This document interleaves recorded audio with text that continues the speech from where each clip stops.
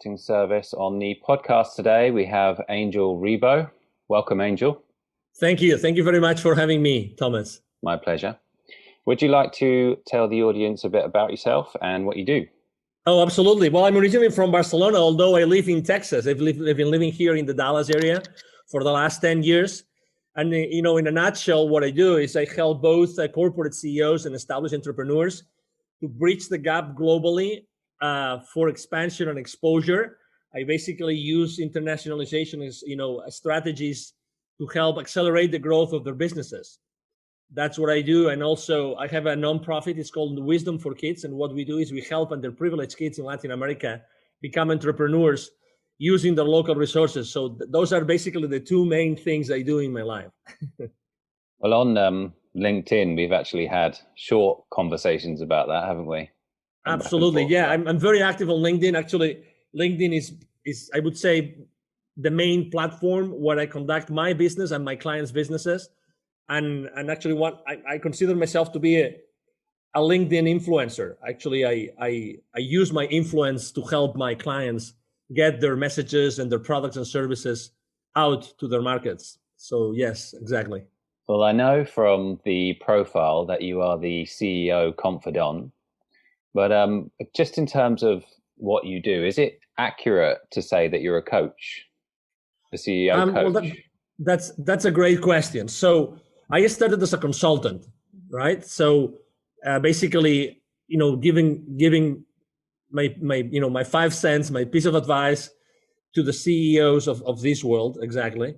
But eventually, I became more of a coach, and not only a business coach, but also, as you said, a CEO coach, in the sense that when you start building trust with your clients, they eventually ask you or ask me, and hey, can you also help me with my position, specifically with the role I have in the company, with my life even.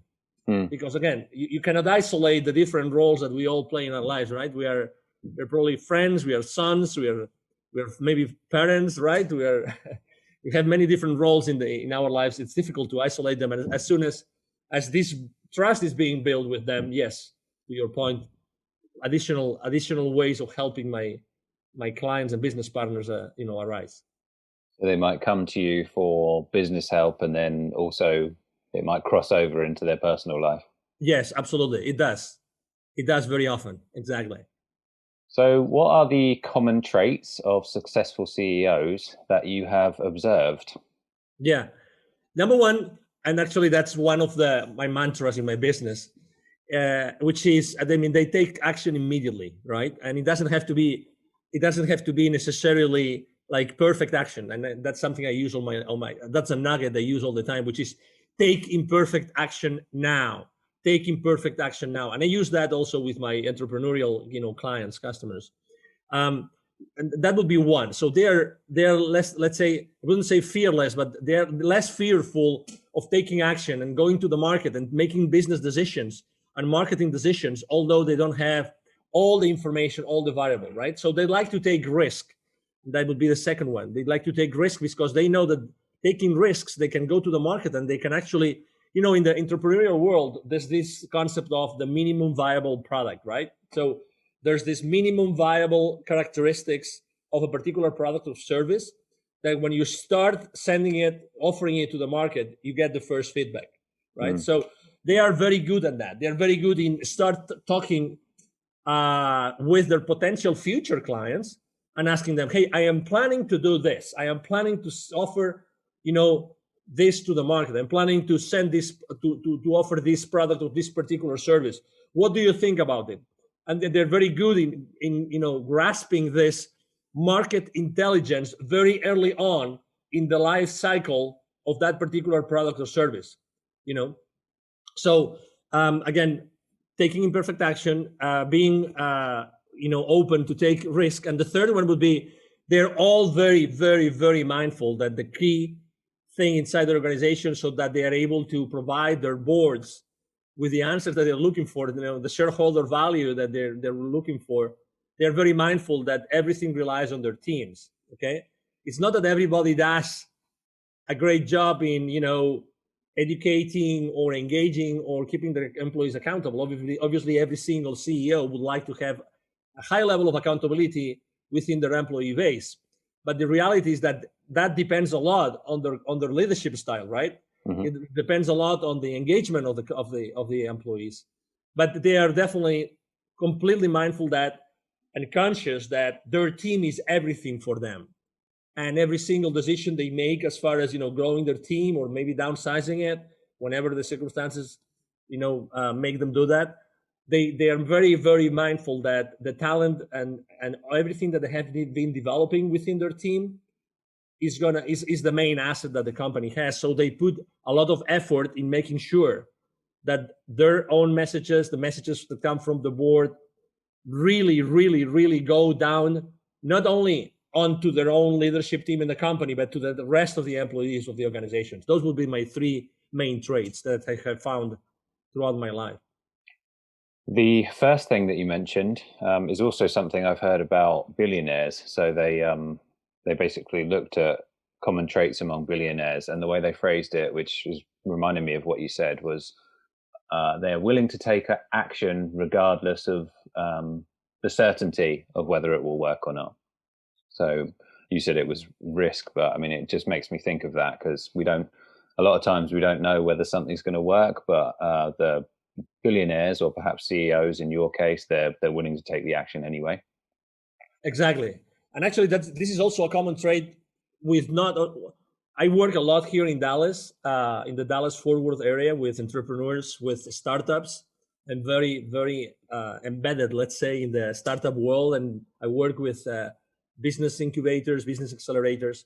And something that I find in common all the time is that sometimes people say they really want to go to the market early, but they are fearful of going to the market. They are fearful of maybe talking to the market too early because they have this idea and they want to get, hold on to this idea, this concept, and they don't want anybody to know, blah, blah, blah. I would say, I always tell them the same thing. I tell them, I'm afraid that you're looking at the world from a scarcity mindset, right? Because, I mean, of course, there's this, super multi-billion dollar, ideas like, Uber or Airbnb or many others, right? I mean, I understand that. But regardless of that, I think that it's very important that very early on, you get these early wins, that they give you the confidence to keep moving, to keep, moving forward and doing things. And I like to think of organizations. I sometimes, I have my own like frame of reference in my life. I see the life in a very specific, peculiar way.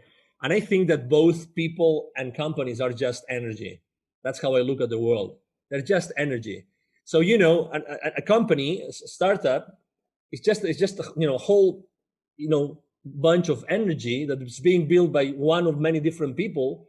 But at the end of the day, you want this energy to get into the market, right? You want this energy to touch the market because it's going to be, benefiting the market. It's going to be, bringing additional value to the market in the form of service or product. It doesn't matter. And as Tony Robbins says very well, the amount of wealth that you are able to generate with your business or with your life is totally, proportional to the amount of people that you're able to add value to.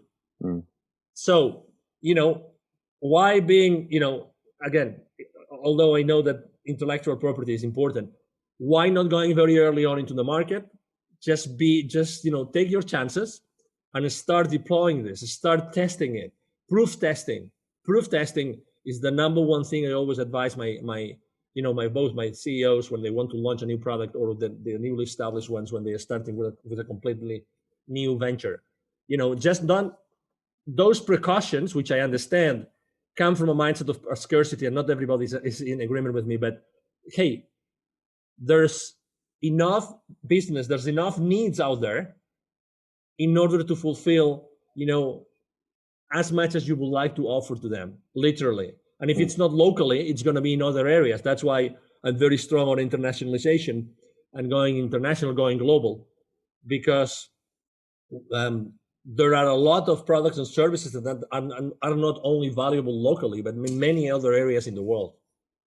Well, yeah, so much so. And tell me if this was not what you were going for, but your phrase about the minimum viable product, so much so that it's actually got its own name now, right? So it's in they call it products being in beta. So, we're pushing this out and you're going to be the ones that are testing it, right? Is that kind of what you meant? Yes. It's the concept is exactly is very similar. In the entrepreneurial world, they use this term just because, it's the minimum viable as far as what? Viable as far as you are able to serve a need, right? So exactly, it's the earliest stages of a product or of a service, which is exactly the concept of a beta, right? So you are telling your clients, I'm launching this. I would like you, if you were so kind, to test it along with me, and you tell me the feedback. You tell me what you think about it, so we can move forward.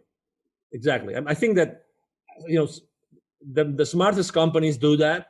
They actually reach out to you and they tell you, would you like to beta test our next product or service? I think it's extremely smart, and allows you to have this early on feedback from what will happen down the road.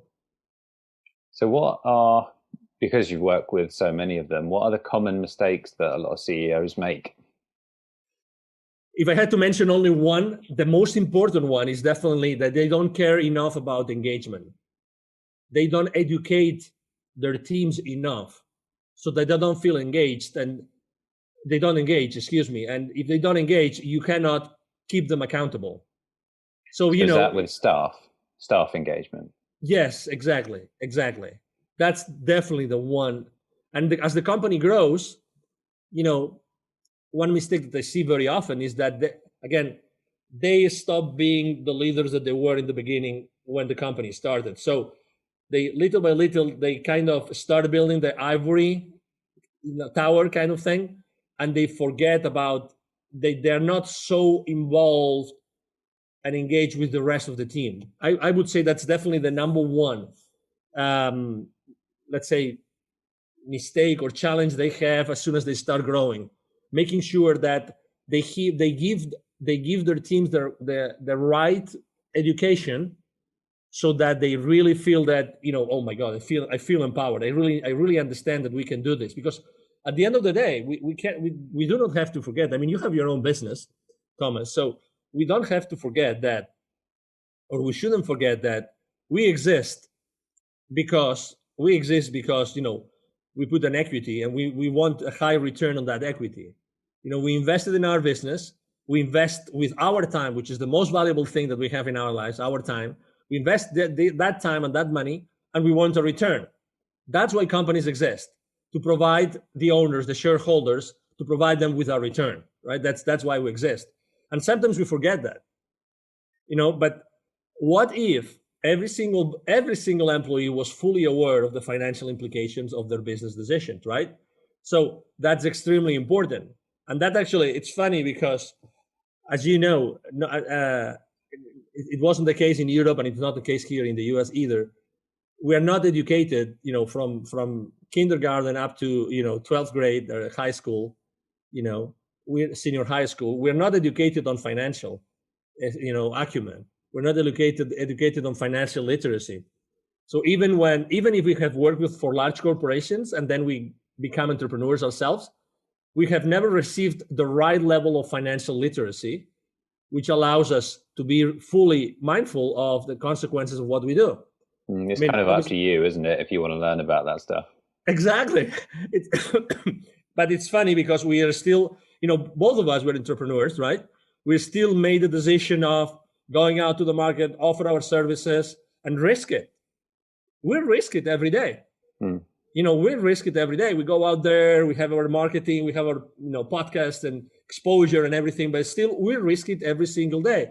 So if you take this into larger organizations, the reality is that there is a common elephant in the room, and that goes up to C-level as well, to the CEOs, which is not everybody has received the right level of financial literacy.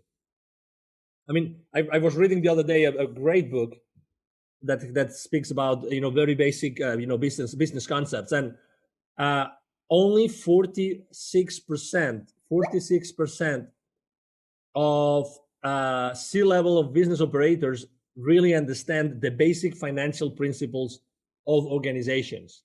Only. So it means that there's this big elephant in the room. Excuse me, I just let me take that back. It's 46% of C-levels are able to understand the main financial principles of the organizations. So it's not that they don't understand it. It's just that they have not been trained to do it. They have not been educated to understand fully the financial implications of the business decisions that they make every single day. That's why that's definitely the number one challenge. It's the disengagement of the employees for a lack of, or due to a lack of education. Well, coming back to your point of engagement, do you think that's a problem of incentives? So I think there's an issue with staff potentially speaking up where there's an element of risk there for them. Whereas if they don't speak up about let's say a problem or an issue, they're no worse off than they already are right there. Yeah, you're talking about another of the challenges that companies have, which is managing expectations, right?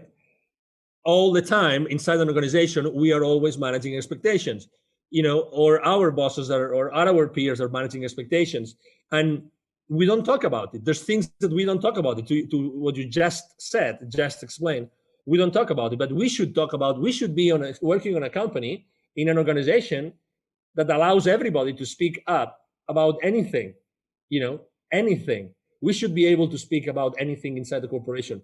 One of them being incentives. Is incentives an important ingredient in the engagement equation? Absolutely, it is, but it's not the only one. And again, think about your career, right? Think about your career since you had your first job until you had your last job, or even if you have a job right now. Would you trade some of your paycheck for having a better job? A better boss, okay, or a better culture? Would you be willing to forfeit part of your check if you were going super excited every single day to your work, to the company that you're working with? And I would probably say yes, 99% of the time. Yeah, I think there's a lot of evidence to suggest that that's the case. Exactly. Because, when you are excited, you love it. I just love to go to that place and meet with that person and work together with that thing. Because it's, again, and that's something also that Tony Robbins says very much, which is the quality of our lives is the quality of our emotions, right? And again, unfortunately, we trade in those emotions for money. So is money a good incentive? Yes. And there's people maybe that are more incentivized by money than others, but still, what about culture? What about culture? What about if you were given all the education, again, going back to education, what if you were given all the education that you need inside the company, that you feel really empowered? You feel really empowered and you feel that you thrive in that organization. Is that going to impact positively engagement? I do feel so. I do feel so. So that's why I believe a lot on, very much on, money is important. And again, for me also, money is a matter, is a form of energy, right? Which is good, obviously, and we have to pay our bills, and we want to buy our houses, our boats, our airplanes, whatever that is. But still, it's the every single day emotion that we go through and experience, human experience with our feelings and emotions, that really counts. And when you go back home at night, when you explain how was your day, right? If there's someone at home asking you how your day was, even if it is your dog, right? Your wonderful dog that's looking with his beautiful eyes to you, that he's asking you, I miss you, I miss you, sir, I miss you.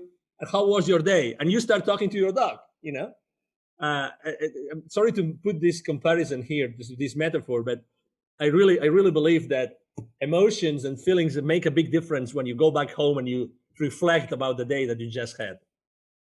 No, it's the way you want to spend your life, right? So I totally agree with you. Yeah, exactly. So have you got some success stories that you're proud of in helping CEOs? Yeah, there's a lot of stories. I would probably like to explain or to tell the story about a small company, just because I think that there's a lot of entrepreneurs out there.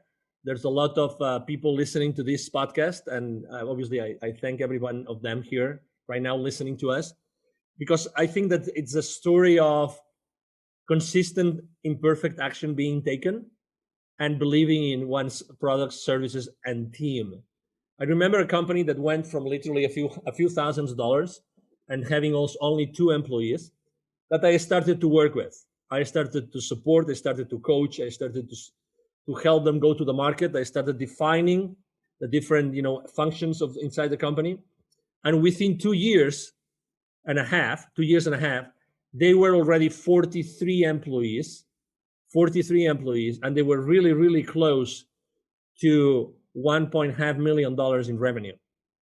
I like to explain that story because the owners were very young. Mm. And I remember that I was reluctant to start working with them because they didn't have really that much of an experience. The most important experience that they had was in a very large corporation. It was actually an appliances company, both of them. They had different, engineering responsibilities, positions inside that company. But they didn't have management experience. Again, they didn't have management experience. But oh my God, their passion was over the top. You could tell these guys were going to do it. I still remember when they came to see me. I think we met at a restaurant or a coffee shop. I was inside. I saw them when they arrived in their car. They had this very small, tiny car. I mean, I remember that. Image as if it was now. But they were with this big smile in their faces, and they really wanted to do that, and they really wanted to work with me. And oh my God, it was a blast. Obviously, we are friends today, and we respect each other a lot. But it was their passion. It was there's nothing impossible. We are going to do this, and we are going to do that much better than anybody else. It was this. They didn't care about competition. It doesn't matter if we are the newcomers. It doesn't matter. We are going to do this in a better way and the right way, and we're going to put a lot of innovation in what we do, and we see the world in a different way. And if I had to reflect and also say, besides their passion, what also made them successful, because they didn't have the experience as business owners, right? Mm. Is that they were really good in dealing with people. Their team members loved them. They were a couple. Their team members loved them. They had a very something that I liked a lot. Today we talk about a lot about gender equity. They did a great job. Their industry was high tech, so it's a man dominated industry, but they had a very well balanced. I work a lot in the diversity and inclusion space, and they did a great job bringing female workers and male workers all together for the good of the company. And very, very young, very, very excited, employees still today. I haven't worked with them for the last 10 years now, and 5 years now, but they still remember me, and I will never forget, every time I was going to visit them, the excitement, their team, the way that they were supporting each other and helping each other internally. That was really a great experience. So they went from 2 to 43, did you say?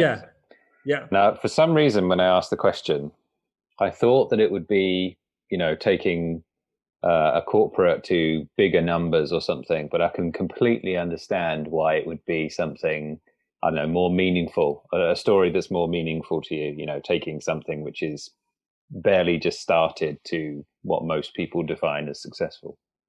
Yes, obviously it's important to help a company, for instance, to expand internationally, to build a distribution channel so they start generating millions of dollars within a couple of years, 3 years, and you have a big budget to spend to do that as well. But that's it. when a large corporation starts doing this, they already have all the checks and balances and everything in place. Obviously, it's a nice story, and we help a lot of people, but it's a completely different environment, right? It's a completely different experience as well. Yeah. Because obviously every single one of these 43 means 43 different families. Yeah, it's more personal, isn't it? Yes, it is. So have you noticed some trends or circumstances where a CEO would commonly reach out to you? Yes. Yeah. Number one, I think that, and I'm going to talk about marketing now, right? I think it all depends on how you market yourself. And obviously, I mean, thank you for this opportunity today, because at the end of the day, every time that I expose myself, I'm reaching out to the world, and the world is listening to me, right? So what kind of CEOs, you ask me, what would make them reach out to me? I would say, what makes them be attracted to me? Okay, that's the question I'm going to answer. It's the smile, isn't it? Well, obviously, I mean, it's the attitude. It's the attitude. If you've read that book from this guy that was so many years in the concentration camps in Germany, Viktor Frankl, In Search of Meaning, if you've read that book, he would say that regardless of where you are in the world, even if you are for 5 years, 10 years in a concentration camp, it's your attitude which is going to keep you alive. So it's the same thing. So I think that number one, obviously, people reach out to me because they have something that they want to do, or they have something that they want to get rid of, and they are looking for help. So number one, they are humble enough to ask for help. That's the number one thing. Those CEOs know that they need help, and they think that they could help them, either because of my professional background, or either for the values that I put out there every single time I go out there with any of my marketing strategies, right? You probably have seen that exactly. I'm very active on LinkedIn. I post every single day. I make a mix of my clients' content, my content, very personal things. I actually talk very personal very often. Last year I talked a lot about building bridges and these kind of things, right? I like the comedy. Yeah, exactly. And I like to connect. Like at an emotional level, right? And at a very human level. So I stand for humility. I stand for probably acceptance. I stand for gratitude. I think that those three principles, at the end of the day, if you consistently get out to the world and expose yourself with a specific verbiage and attitude, eventually the world comes back to you because of that, because they value those principles, or they value that what you do every single day. There's this, you're a marketing expert, so then when someone starts talking about, okay, so I'm going to serve that community, and that's going to be my persona or my avatar, and very often we make a big mistake, which is we're trying to have this avatar so wide so we can attract everybody, and it's the other way around. It takes a while to entrepreneurs to understand this, that the more specific you are about how you position yourself and how you are yourself reaching out to the world, the higher the chances that you're attracting the CEOs or the business owners or the entrepreneurs or the startup, leaders that you want, that they need your services, that you want to attract to your practice. If you're marketing to everyone, then you're marketing to no one. That's exactly the quote that I use for that one. So would you say that it's about they're looking to achieve something, and they're not 100% sure on what it is that they want to achieve, but they see you as the person who can help them get there, basically? That's a possibility. I would say that sometimes they know that they need help, but sometimes they're not able to put it into words perfectly, and it would surprise you from a high level executive, right? But at the end of the day, it's they're humans. They're human beings, and you don't know the circumstances that made that person become the CEO of that organization. You have no idea, right? I mean, you just guess, right? You go to Facebook, you go to LinkedIn, you look at their profiles, right? And you just guess what they went through in their lives, but that has nothing to see. I think that anything holds on paper. Anything. You can justify anything just because of a piece of paper, right? But what is the reality behind that? What is the real concern? What are the emotions? What are the feelings, right? What is the thought process of a person? You have no idea until you start talking to them. That's why I'm saying they might want something, but they don't really know what they need. I'm going to repeat this. They might want something, but not necessarily know what they need, right? So that's why, in the beginning, in the initial conversations with our, potential clients, that's what we do. We try to make sure that maybe what they think that they want, you can provide them because you have been able to understand what they need, right? So they have a sense of fulfillment when you provide them with what they want. Does it make sense, Thomas? Profound. Yeah, it is profound. Yeah, but it is. Yeah, I mean, we are complex. We are complex people. I mean, individually, we are, we are the sons and daughters of all the circumstances that we have lived in our lives. Well, the other thing that your answer made me think of is when you get to CEO level, it's perceived by everyone else that person's super successful and everything they do just kind of works, but in reality it's a lot more messy than that. Oh, absolutely, exactly. It's I when I lived in the UK, I learned a term that I have used since, which is orderly disorder.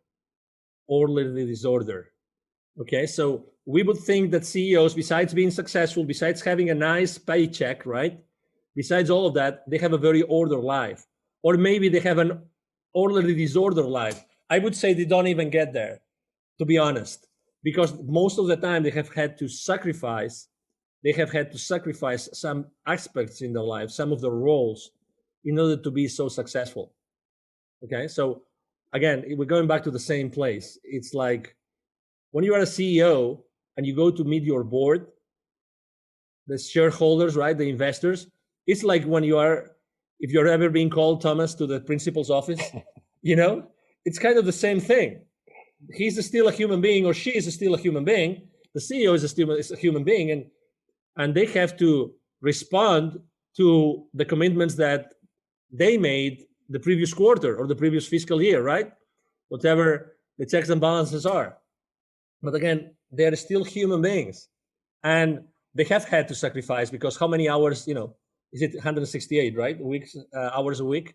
So we have 168 hours a week. So that's how many hours we have, all of us.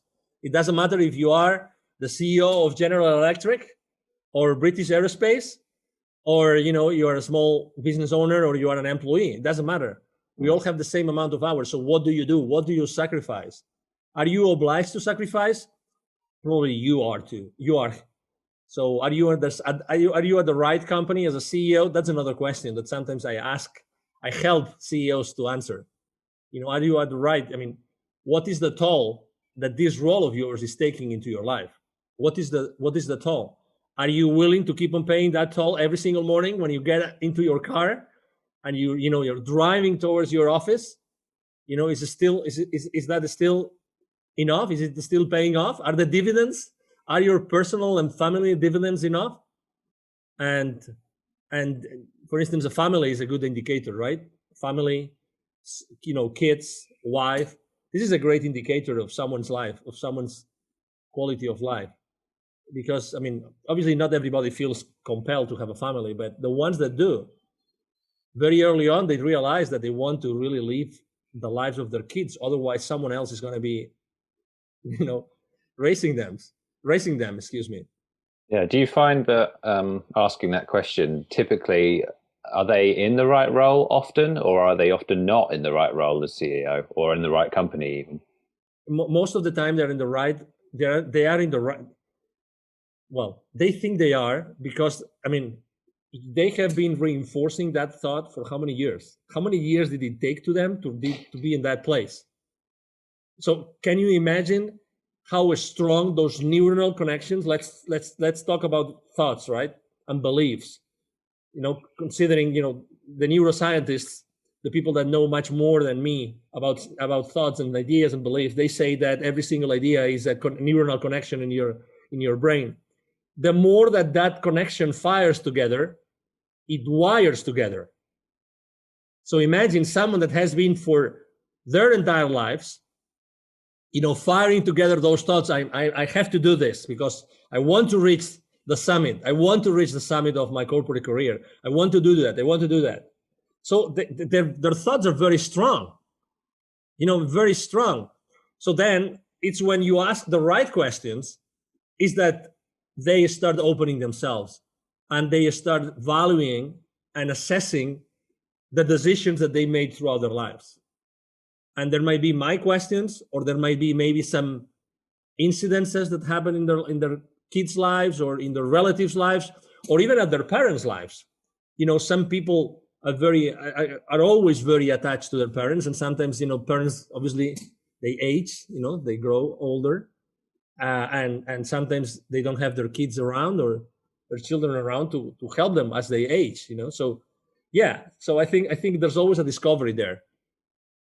Well, I think that I heard that regarding changing people's minds, the sort of the emotional feeling that people have around changing those beliefs is because in the brain, it's located near the pain center. So it's almost like if I have to change my mind at this point, it's actually going to be painful for me. That's the link that's somehow there. Although I'm no neuroscientist, so that might be completely wrong. Yeah, I don't know about that, but obviously, we are still animals, we are sophisticated animals, and our brain is still, the heritage of this animal kingdom that we originated, initially. And we have to, we know that this is, we want to preserve our life, right? That's the main thing. We have this survival instinct, and we still have this survival instinct totally ingrained in our personality, in our character. So a segue into, how did you get into the field of coaching CEOs? How did you start in this? Yeah, so basically when I started my career in the 90s, actually it was in the moment in which I moved out of Barcelona and I started my work in the UK, that I started to make a lot of phone calls. So my position was an inside sales position at that time, and it was caring about corporate accounts in many different countries in Europe. But the phone calls I was making were from the UK. So I started to have systematically over 1,000 conversations every single week. Okay, so I was having a lot of conversations. We were really a machine. You would say they would be very brief. I mean, not necessarily. I would have like long conversations and very short conversations. But when you start talking to people, and most importantly, listening to people, you realize that we don't have different problems as human beings. We all have a lot of the same problem. And it's fear for one reason, for another. We feel uncomfortable, we feel unease, whatever that is. And that relates to our company, it relates to a business, it relates to our employees, it relates to our finances. But at the end of the day, we all have the same thing, which is we are fearful for something. There's something that we would like to feel more comfortable about, right? And that's, so when you do something systematically, and when you do something over and over and over and over again, you start seeing, commonalities. You start saying that, oh my God, maybe there's something here that I'm realizing. I'm realizing that if I listen properly and if I ask questions, I'm realizing that I'm giving these people with the right level of, trust, or with the right level of, not trust, confidence, excuse me. We use the same word in Spanish. So, and that's when I realized, oh my God, I really can do that. And also something is that I was very good in dealing with gatekeepers. So I would reach out to C-level executives with some frequency. So I realized that, again, these people were, exactly the same way that the people at the bottom. You know, maybe they were more scarce in time. I get that, right? Because they have a lot of things to do in a single day. I get that. But at the end of the day, they're human beings. And the good thing about people at that level is that they don't get any we would say BS in the UK, in the US, right? You understand what I mean? So it's good to have a very direct conversation. Mm-hmm. So they don't, you don't have to go around the bushes. It's great. I love to be direct. I love to be in a conversation in which, we spend 5 minutes and not 30 minutes, or we spend 10 minutes and not, 1 hour. You know what I mean? I like to have a straightforward conversation. So this is the deal. This is what I would like to do. This is what I would like to accomplish, blah, blah, blah. I like that. Maybe that's the only difference. But to your question again, it's realizing that when you do something consistently, you realize that people really want to be heard. And you are good in listening, and you are good in analyzing what they're saying. That's what got me started. You made a lot of progress in that, and you thought, I can do this. And then what was the steps after that? Well, I have to say that I started to do that while I was in corporate America.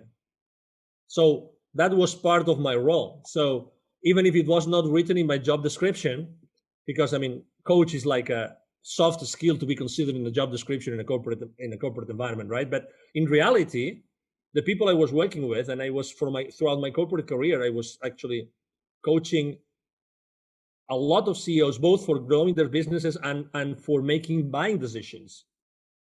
So I started to do that consistently. So again, it's like my frame of reference was different. So even though I was always developing business, so like selling, right?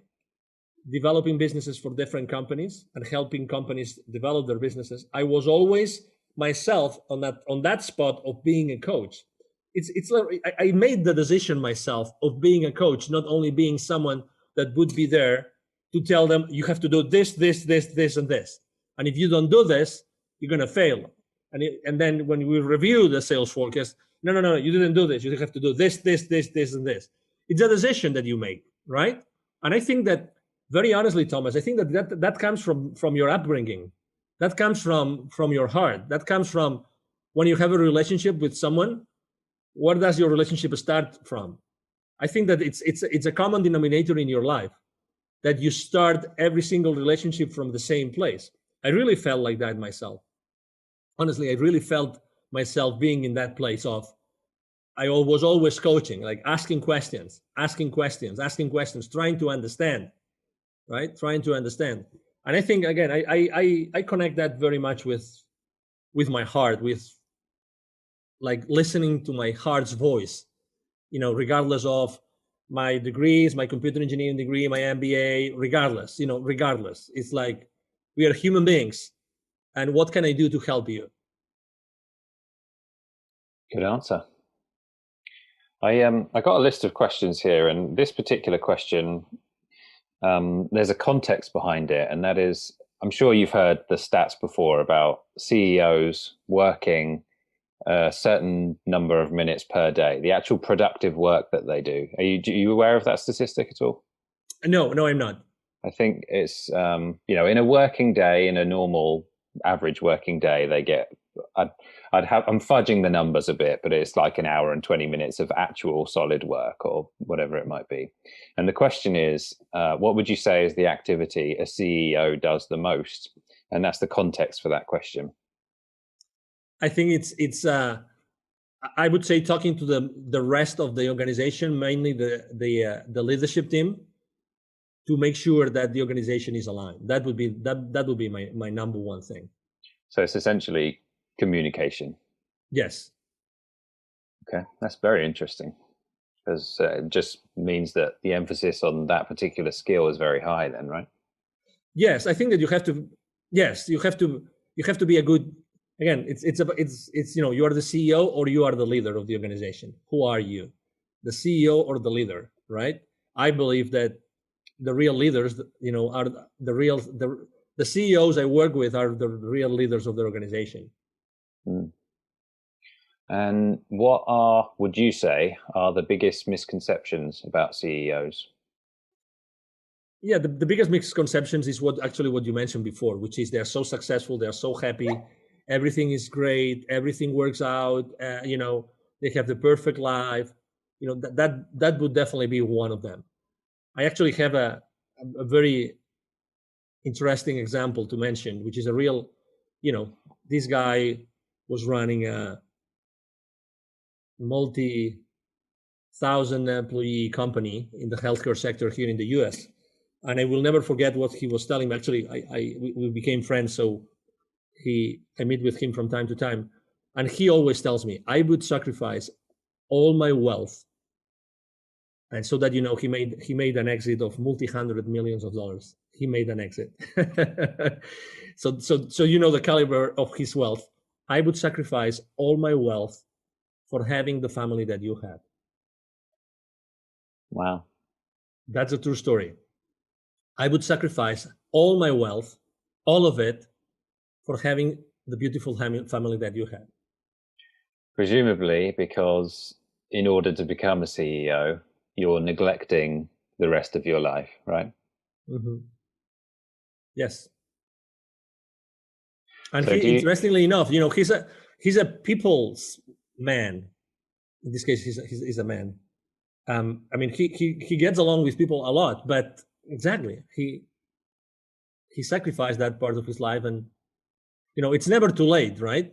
It's never too late, but there's things that with age they become more complicated. so for people who might be watching this that would want to become a CEO, and they're smart enough to be able to know that that's a problem, what would you say to someone who's essentially trying to have both? Put your priorities right. Put your priorities right. I think that you can achieve both, but you have to put your priorities right since the very beginning, and make the different roles in your life support each other. Sometimes we believe that we can only be one thing or another. How can one thing help me be the other, right? So how can you involve, maybe, I mean, there's CEOs that bring their families to their companies. I mean, I don't mean like employees, but maybe they bring them just to show them things that can help them. They bring their kids because they want their kids to be inspired. So and some others try to keep both worlds very separated, very different, right? Very, one aside from the other, one apart from the other. But I would say that get your priorities right very early on in your career, and number two, and make sure that you always think of your life as a pyramid, that every single stone supports each other. Okay, it's not like every single stone in that pyramid supports each other, and then when you start growing, I think that one of the things that we unfortunately don't do well in life, and that's due to the education that we receive, is that we don't ask enough. We don't ask enough, and I think that's a common denominator inside in the corporate world too, is that we don't set the right expectations, or we don't ask enough, or we don't ask enough questions to the right people expressing what we can do and what we want to do for that organization.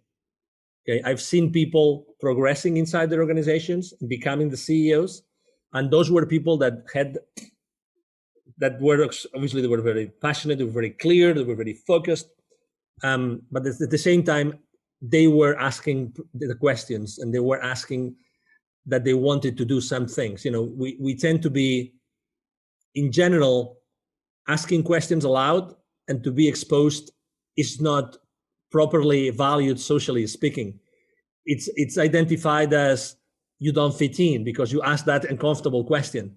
I think that we all should. If I started my life again, all right, if I started my life again, I would probably ask more questions and continuously ask questions and ask to receive.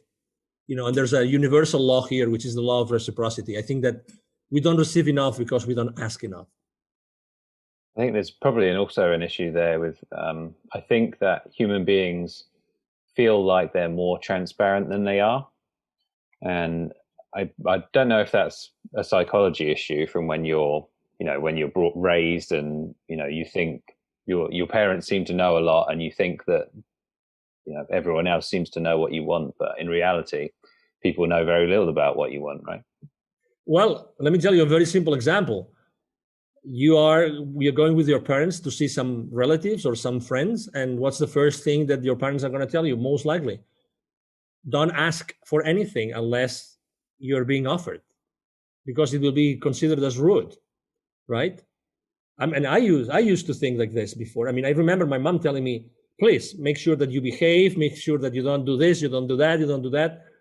How many don'ts compared to the do's would your parents tell you when you would visit some relatives? So there's this sense of fitting in that I think is too strong in the world today, and that makes us not ask in order to receive, to be very honest.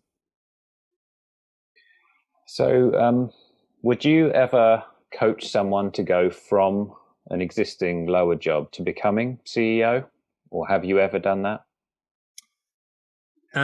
That's a great question. I haven't done that. I've seen people around my clients in the organizations I've been working with, but I haven't personally done it. But would I be able and willing to do it? Yes, because I've been able to help people at different levels of the organization, right? So, but going back to the marketing thing, you have to be very focused on what you do, right? So could I do that? Could I offer someone to do that? Yes.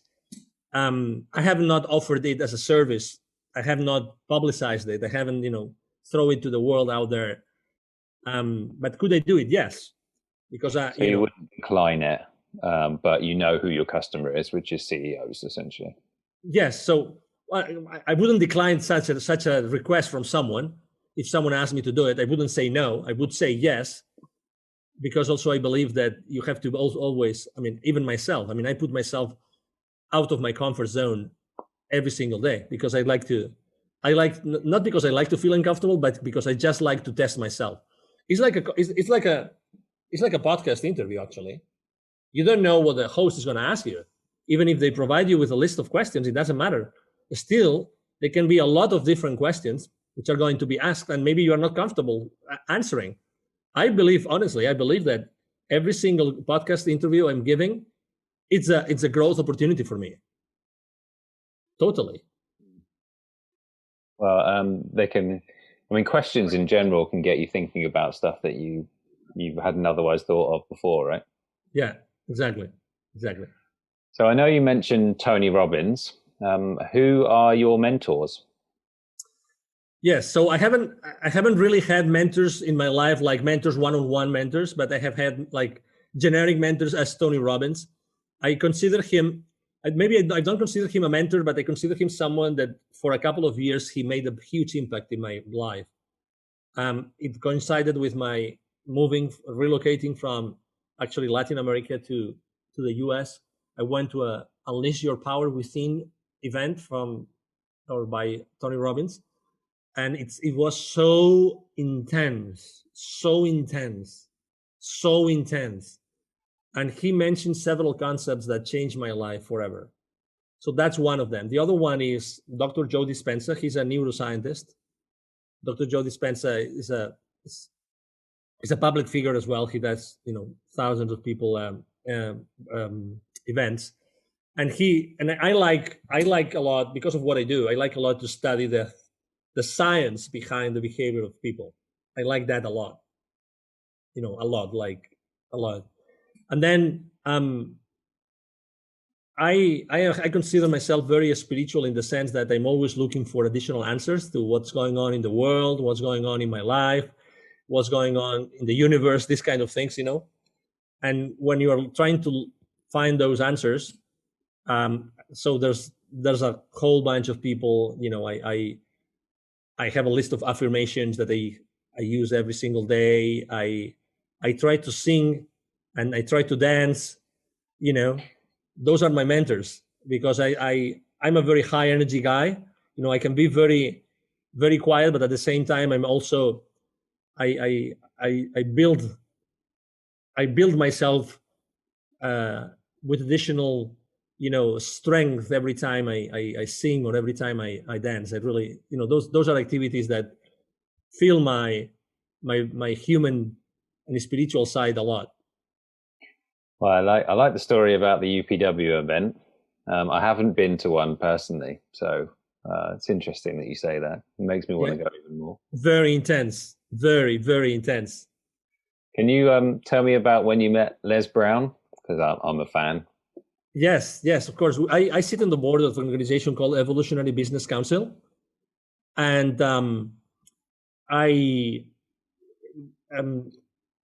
we are basically a group of very highly influential people in the world. We are like almost 600 million people altogether of outreach. And we are only 320 people in that organization, but that's the combined outreach that we have. And we very often invite people like Les Brown, and he's actually a member of the organization. Okay, so we invited him, and we were together in Costa Rica, and we had a blast. We were like 4 or 5 days together. It was a very small event, and we became very close. I mean, we have now common friends, and there's people that in his team, and he is actually I have interviewed him for my activities. I remember one time I did a telethon, like a 22 hour straight of live interviews on Facebook, and one of my interviewees was actually Les Brown. And since that was 4 years ago. That was 4 years ago. You've probably seen the picture online, my picture with him, right? And we've been in contact. I met his son then also as well. I met his daughter. Yeah, he's an extraordinary human being with a great team. I've quoted Les Brown many times, so I'm a big fan as well. Yeah, but yeah, great story. I've been doing our podcast. I did a little bit of research, and can you tell me about your goal to help 810,000 kids to become entrepreneurs? Yes. So when I started, Wisdom for Kids, basically I started assessing what's the need in Latin America, and the need is very clear. There were 81 million kids in Latin America in 2012, according to UNICEF figures. So I had when I was living in Latin America, I lived in Latin America for 10 years. When I was living in Latin America, I was seeing the poverty all over the place. So when I left corporate America, I decided to start with a couple of friends. I started Wisdom for Kids, which is the foundation that I'm the president of, and I co-founded. And what we do is we help underprivileged kids in Latin America become entrepreneurs using the local resources. So basically, I saw this huge opportunity of helping kids with my entrepreneurship skills and my friends' entrepreneurial skills, and also to connect those worlds, the worlds of the very highly influential people in Latin America I had met when I was coaching, because I coached a lot of people in Latin America, a lot. I lived there for 10 years. And to bring this world down or in connection with the most underprivileged people in the world, which are the kids, right? And then, everything started. So we have held more. We had to stop activities last year, but we have held more than 1,000 families with their kids in different areas, mainly in Mexico, because it's the closest place here to the US. And yeah, it's extremely, it's one of these places in which I recharge my batteries. I get totally knackered because I really work really hard, and I do a lot when I go myself and deliver the training, the workshops, the inspiration that we give those kids. I really empty myself of physical energy, but from a human spiritual energy, I fill up totally by doing that and going to very underprivileged areas and indigenous communities, these kind of things. That's amazing. Congratulations doing Absolutely. that. Thank you. So, one thing I have noticed from your LinkedIn activity is that philanthropy very important to you. Mm-hmm. Yeah, very much. Because I have been volunteer for local hospices here. I always think that we can do so much more with our time. It's like getting your priorities right. I really think that, as opposed to be And I do that a lot because of my business, but as opposed to be on social media or on TV, you can do so much more to make this world a better place, this world a better place. So yeah, I have helped a lot of people. I have helped a lot of companies. I've been pro bono with a lot of organizations. I've sat on the board of organizations for free. Yeah, I mean, I think that the world, there's a lot of differences. There's a lot of, inequities. Let's put it this way. And some of us, and you are definitely one of them with your podcast, we want to help. We want to be inspiring the world every single day, so.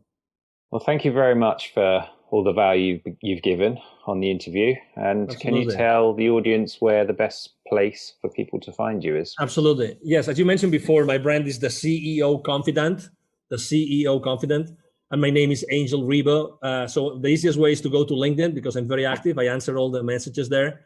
And then my email is very simple. It's Angel, ANGEL, at Angel Ribo. Ribo spelled as RIB as in boy O. Angel at angelribo.com. That's my email address. That's the easiest way to reach out to me. And Thomas, I wanted to say thank you very much for you allowing me to be here to speak to your audience and for having such a great conversation with you today. It's absolutely my pleasure. And I will speak to you soon, all right? Thank you. Thank you very much. Bye-bye. Bye-bye.